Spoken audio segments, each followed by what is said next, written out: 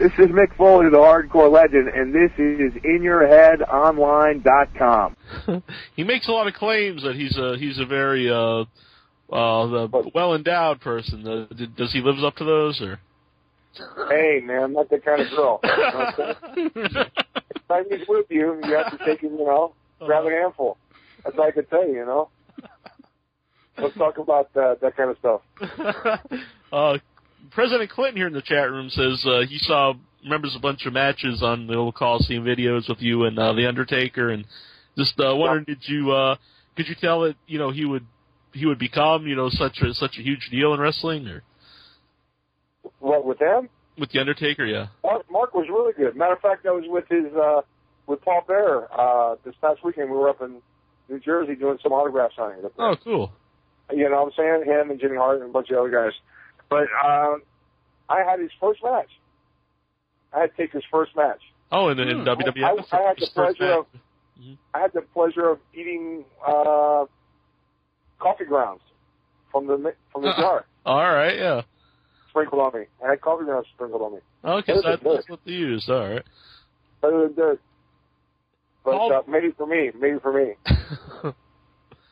But because a lot of people thought, maybe that would just be like a gimmick that wouldn't last too long, or have it would be big but wouldn't last so long. Or you surprised it's? I think it's awesome. Yeah, I love it, and I loved it from the get-go. Mm-hmm. And he did it just the way it should have been. Boom! They think you're out, and all of a sudden, boom! He sets up, and oh my God, the guy should have been out. He took everybody's finish. They'd be popped right up from it, And he do his deal, the tombstone. I mean, it's awesome. The way the gimmick was done, the lights out, and boom, bang, and him being in the ring. I mean, stuff like that. I mean, what's not? I mean, it's the cool factor. Mm-hmm. Paul Bear, one of our favorite guests on the show, has been on. He was on our first year. He's been on 3 or 4 times. Oh, he's been. Dear. Yeah. I got a bit of a cold, so I can't really do my Paul Bear impression, but Oh, yes. Yeah, and he was a real deal. Mm-hmm. Yeah, he's really Paul. Mortician. Yeah, he was the real deal. He was the real dead man. But I love it. He always seemed. We met him a bunch of times. Always seems like a really funny guy. And any stories stick out with him behind the scenes? Oh no, let me tell you, I knew Paul when he worked here in Florida for a short time. That's when he did the Southern gimmick when he was a manager. Yeah, Percy Pringle. He had bleach blonde hair, Percy Pringle. Mm-hmm. Oh my God, with the Freebirds and oh my gosh, yes sir. But he's a good guy. He's a good guy. No, not a mischief guy. Straight up guy. Good grandfather. Good father. Mm-hmm. Unfortunately, lost his wife to cancer. Mm-hmm. But just an all around good guy. Very very good. A gentleman. Mm-hmm. He told us he actually lived with the Freebirds for a while. He said, now there's some stories there. Yeah. Those guys, like one time, just catching the what do you call it, the lazy boy on fire, and couldn't find one of the guys. Yeah. He's outside putting the fire out, and he was sitting out there, had a few beers too many, and whatever else, a little special tobacco. It was with a water hose drizzling on the back of the chair, and it almost burned the house down. Did you have much interaction with the Freebirds yourself? No, not that much. I missed them in this territory, to be honest with you. They were horrendous. There were some real bad hotel stories about them in Texas. Texas, a lot of bad hotels. You couldn't tell a guy that you were a wrestler in Texas. You were checking into a hotel. They most likely wouldn't rent you. Or a rental car, for that matter. There was one particular wrestler that rolled 3 Lincoln. Oh, my goodness. Yeah. But, yeah, those are the fun days. Yeah. You know what I'm saying? We were. That's when, I was in my first territory. We got a 1-bedroom apartment. The guy with the girlfriend got the bedroom, and the other 2 guys performed amazing feats in front of each other in the front room. Oh, yeah. He's asleep. Oh, he's not. He's asleep. No, he's not. Well, any other good ones there, Intra, from the chat room you want to ask? No, there wasn't too many left, but I was wondering if he still gets in the ring anymore. Oh no. I'm an old fart now. Old, crippled, and crazy. You know what I'm saying? I'm getting over my surgery, so I'm stir crazy. I have not been able to go to the gym in 6 months. You guys just do not understand. Yeah. Yes. I'm like fast bastard right now. It's got to get out of the house. Would you like to touch me, titties? Well, Jack, that's all you. Oh, I know you want to. I just bought myself a kilt, so you say in fact. Oh. But do you have any? I don't know what to ask now. I'm all flustered. Oh my God, you're all flustered. What's the matter, man? Actually, Stop it. It was Eric Walker on the Facebook page, and I don't know if there's a story here or what. He said WrestleMania 8 that you guys were told to speed up, and that Ted DiBiase wouldn't. That's true. It was in Indianapolis, Indiana. We were given the cue to go home as we were walking out to our intro music. Mm-hmm.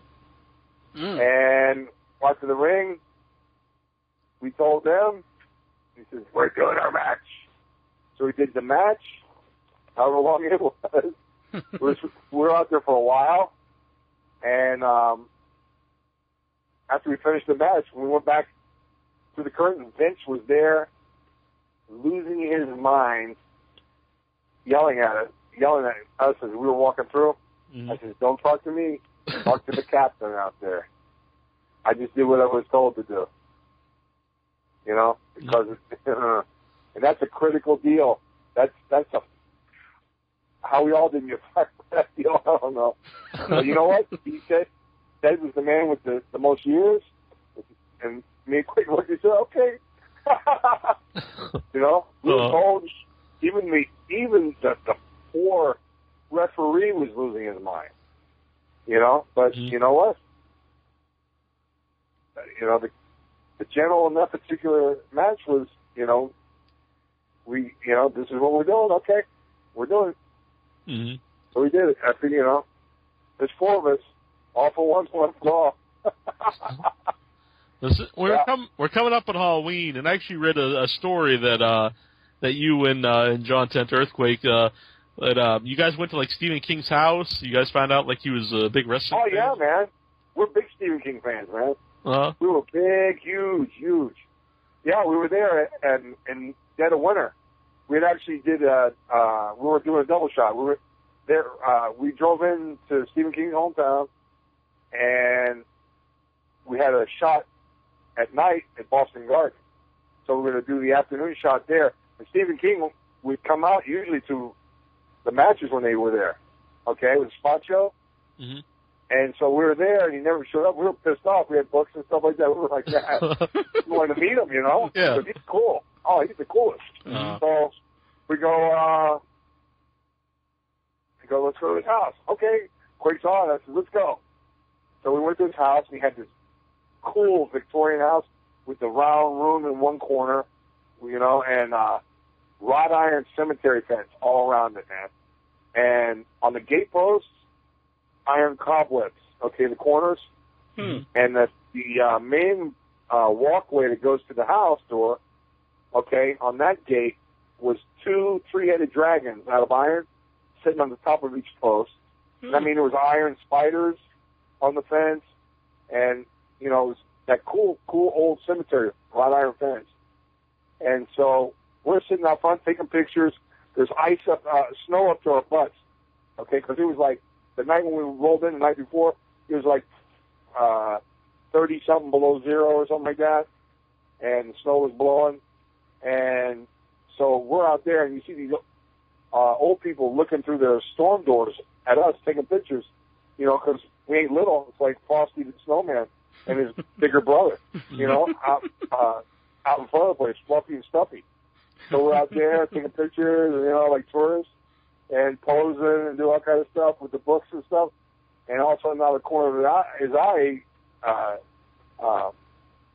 quite sees a Suburban. He goes, look, it's Stephen King. It's Stephen King. You know, it's because the house that carport stood far back, you know, down the driveway.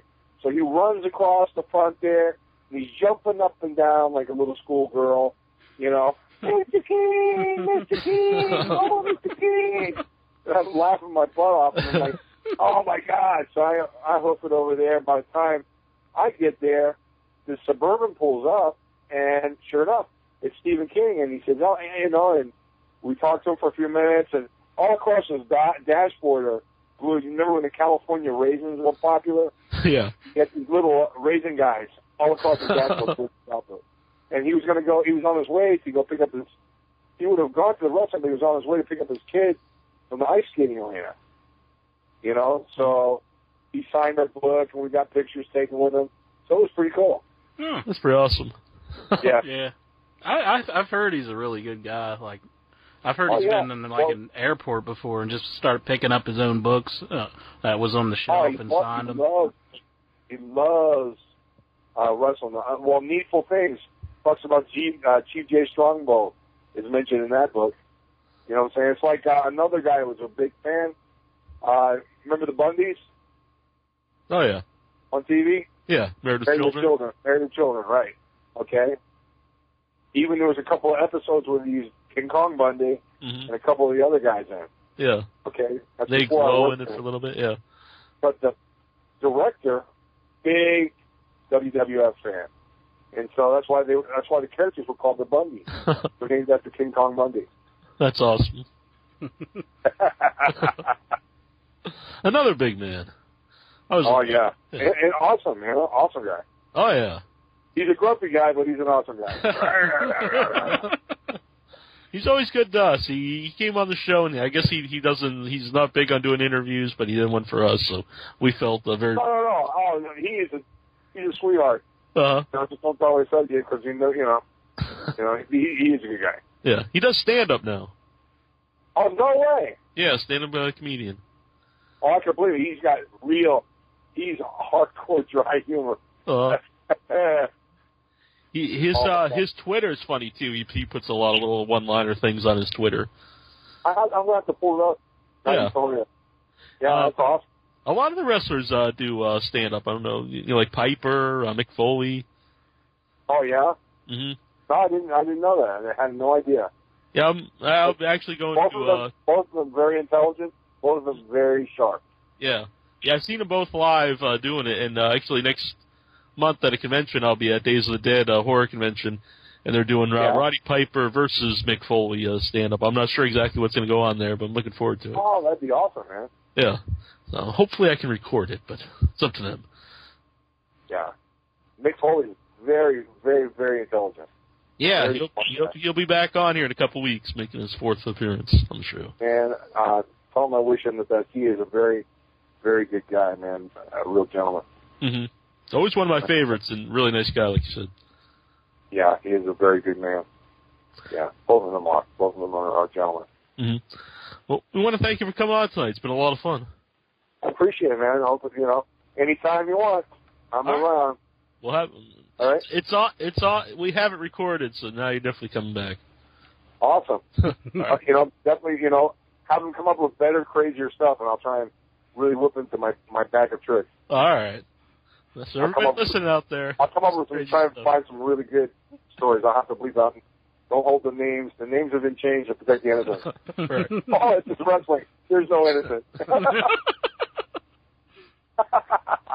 Hey gang, this is Total Package Lex Luger, and you're listening In Your Head Online.